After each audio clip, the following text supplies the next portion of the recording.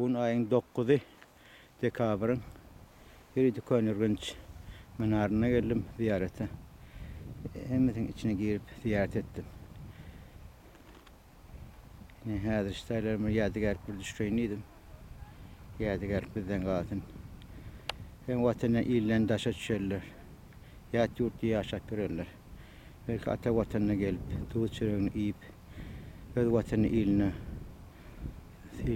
hürmet edip yaşamağını Hudaydan nitledim.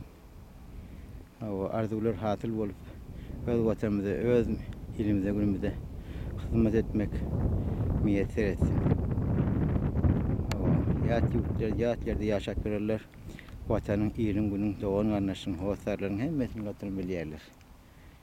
Yine madar. Yine yadigarlık.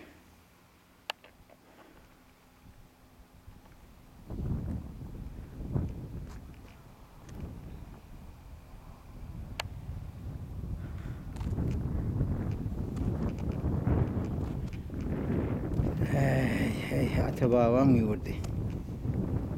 Hey, atabağlar yatıp tadı. Ağlar yatıp tadı. Bir günlüm yatıp tadı. Türkmen doğulum yatıp tadı. Hey, tarihi zaten ayet vermeli. Ebu Ali Sina Okan. Yolların yeri, Mahtumul Atamid'in Okan yerleri, geden yerleri.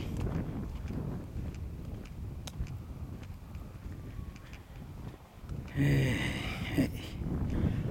Fakrettin Gurgani'nin son yani. Hemen aydak geç vermeli. Şimdi bu nesip etti gelmeyene.